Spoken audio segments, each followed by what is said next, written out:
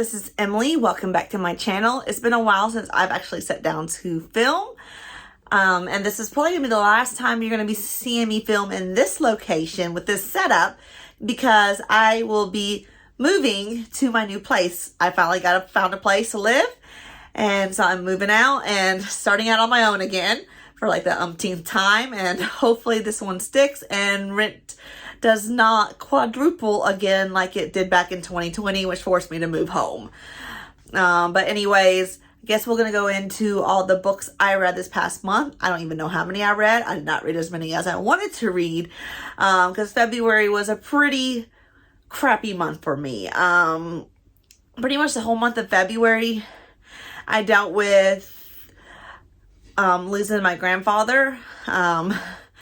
He literally went downhill very fast, was in and out of the hospital for several weeks from the end of January up until his death, where he ended up being diagnosed with cancer. And after that, within days, he just gave up and was gone in a week. So that was pretty hard to deal with, and losing someone I've admired and loved my whole life, as well as just one of the biggest pillars in our family just being gone, has been kind of tough. So I was in a bit of a reading slump, and I still am kind of in a reading slump. And I guess it is kind of hard to film this portion. I try not to cry. But I guess we'll get on into what I've actually read. I definitely did not complete my TBR. I did read a lot of mangas because those are little quick reads that didn't take a lot of brain power, and so I could read without having to think too much.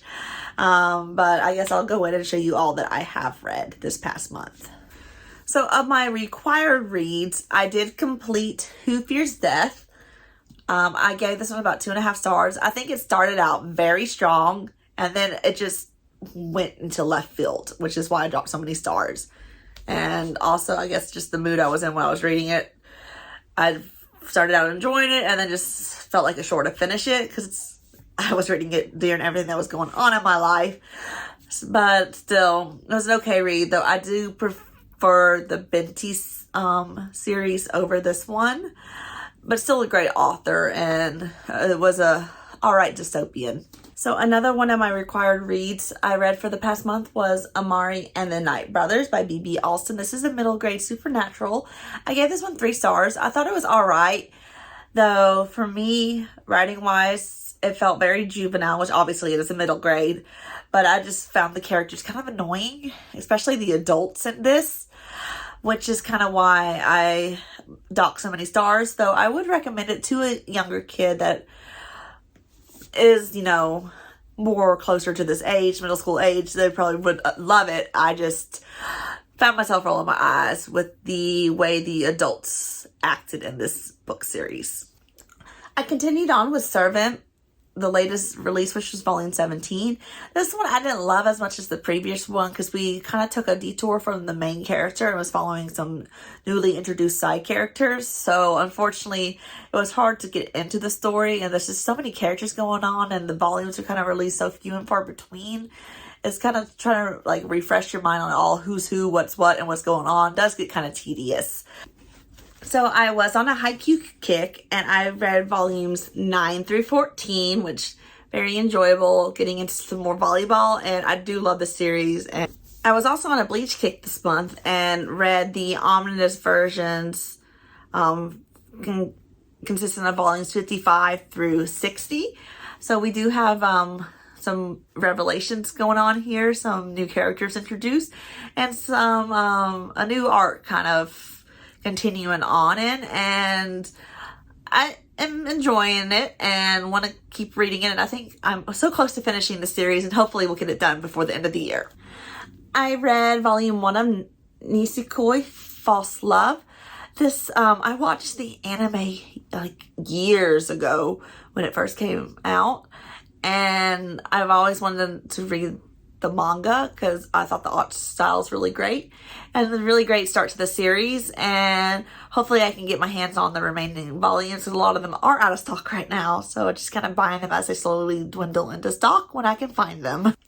Another new manga release I read this month was My Love Mix-Up Volume 6, which is a great continuation onto the story, and I really loved how cheesy it is, and was great, just lighthearted read, and just get your mind out of everything that's going on.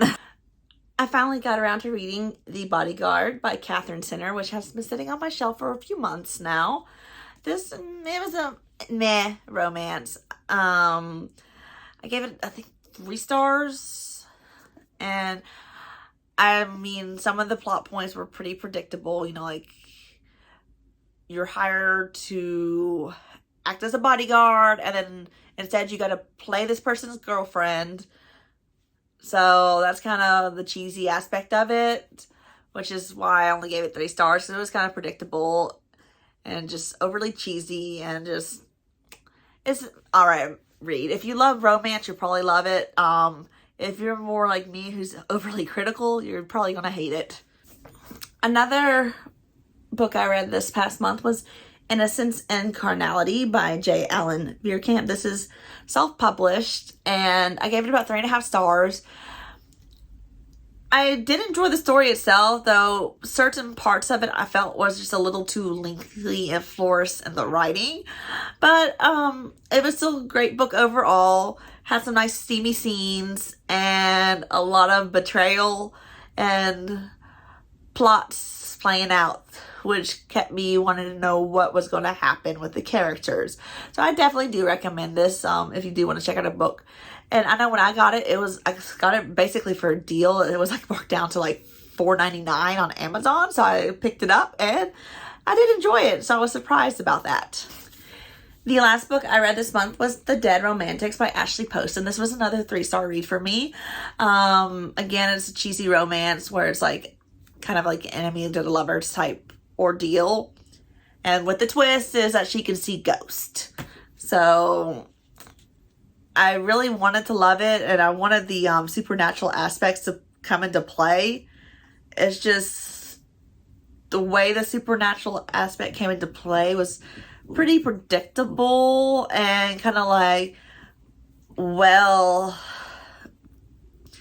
if he's dead, then why is she pursuing him? So the twist was kind of predictable about why she was seeing this guy's ghost and all that. So unfortunately, that's why it only got 3 stars from me.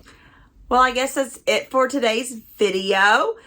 You get Shaggy making an appearance because he was making too much noise sitting down, trying to clean himself. And so to get him to stop, I had to sit him up in my lap. But anyways, February was slightly disappointing reading month, but considering what was going on in my personal life, I can take the loss with not reading as much, and I am still in a reading slump. So hopefully March will get me out of that slump, especially once I get moved into my new place and set up there. But until then, I guess that's it for today's video, and thank you guys for watching, and feel free to click the like and subscribe button down below.